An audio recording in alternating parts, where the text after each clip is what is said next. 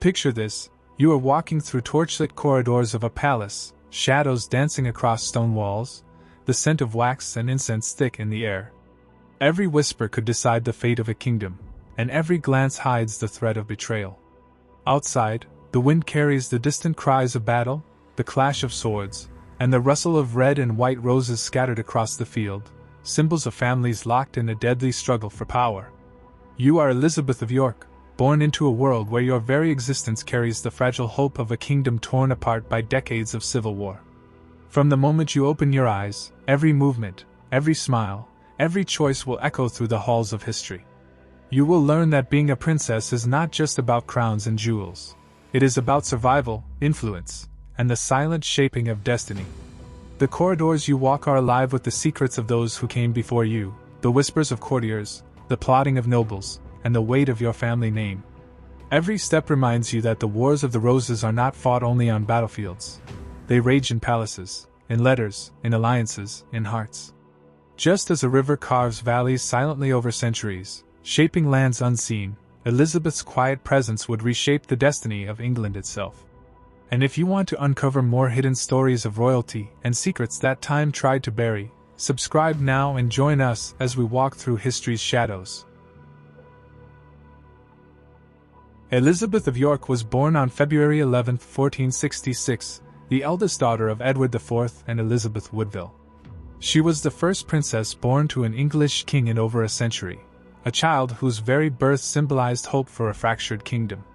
Her christening at Westminster Abbey was a spectacle of wealth and ceremony, with godparents drawn from the most powerful families in England, jewels sparkling like stars and a future weighed in gold and expectations. From her earliest years, Elizabeth moved constantly between palaces, learning the intricate rhythms of court life.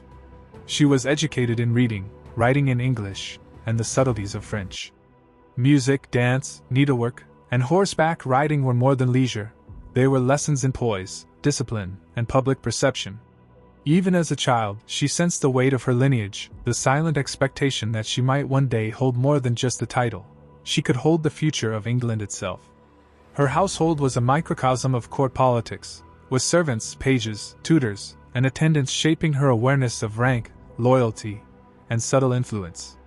Though she lived apart from her parents, the lessons she absorbed in those nursery halls were formative, teaching her that survival and royalty required observation as keen as any sword. Elizabeth's early life was gilded, yet fragile. Every smile and every lesson carried the shadow of responsibility, and every playful moment hinted at the grave decisions her future self would face. As Elizabeth grew, the world around her was a theater of intrigue.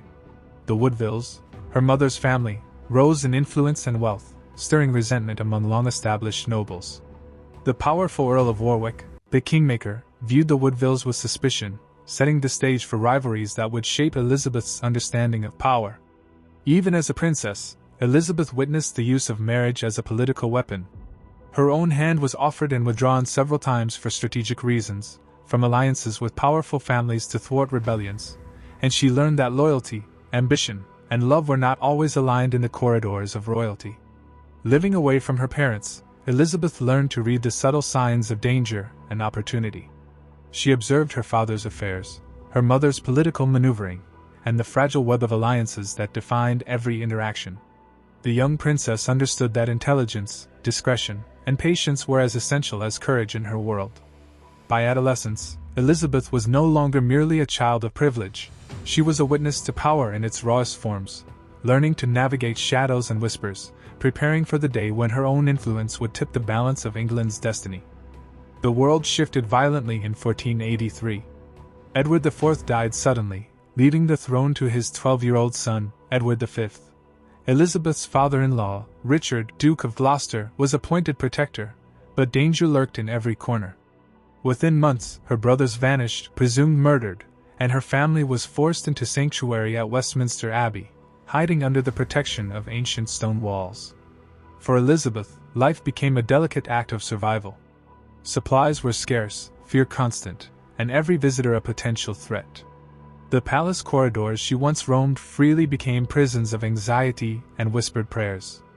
Even in such darkness, alliances quietly formed.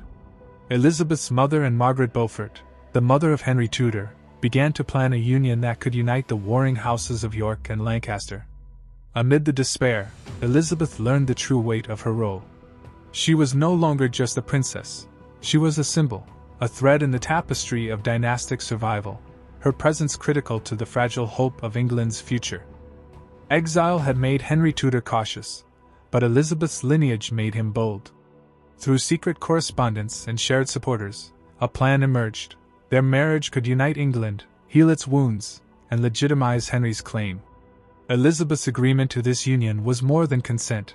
It was courage in a world where women were pawns, yet she quietly became a linchpin in the restoration of peace.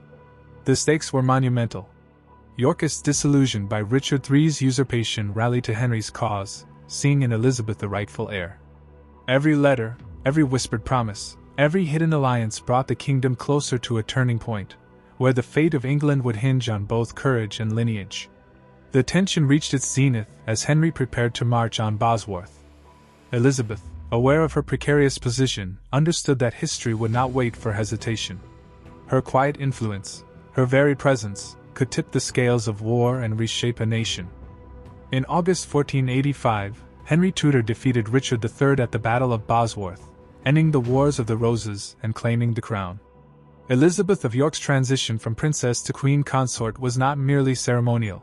It was the fulfillment of decades of careful planning, alliances, and courage. The marriage required papal dispensation, for the couple were distant cousins, related through John of Gaunt and the Plantagenets. On January 18, 1486, Elizabeth and Henry were wed at Westminster, an event that united England's fractured houses. Silk damask, crimson satin, and cloth of gold glittered beneath jeweled crowns as citizens rejoiced in bonfires, feasts, and songs. The Tudor rose, a symbol of unity, was born that day. Elizabeth's presence at the wedding was not only a personal milestone, it was a political statement. The kingdom witnessed a Yorkist princess and a Lancastrian king walking hand in hand, embodying reconciliation and stability. Elizabeth's influence extended beyond ceremonies. She oversaw courtly culture, embroidered the king's garments, and patronized the arts, including William Caxton's printing press. Her charitable works, education of children, and guidance of the royal household shaped the Tudor court into a center of stability and refinement. Between her duties, she gave birth to Arthur, Margaret, Henry VIII, Mary, and others, each child carrying the hopes of England's future. Her role as mother and queen consort was intertwined with diplomacy, governance, and the subtle exercise of power, demonstrating that influence need not roar to be profound.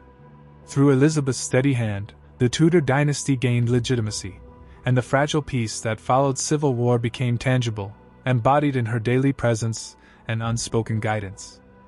Tragedy marked Elizabeth's later years. The deaths of her children, including Arthur and Catherine, weighed heavily on her health and spirit. Yet she remained steadfast, comforting her husband, supporting her surviving children, and maintaining the stability of the realm. Her death on February 11, 1503, was mourned nationally. She left behind a line of heirs, a reconciled kingdom, and a court shaped by her quiet but enduring influence. Through her efforts, the Tudor rose became more than heraldry. It became a symbol of reconciliation, stability, and enduring legacy. Elizabeth of York did not dominate history with scandal or war. She shaped it with quiet courage, wisdom, and unwavering dedication. The strength of her presence allowed a conqueror to rule with legitimacy and guided England into a new era. Her legacy lives in the Tudor dynasty, the United Crown, and the silent threads of influence that run through generations of English history.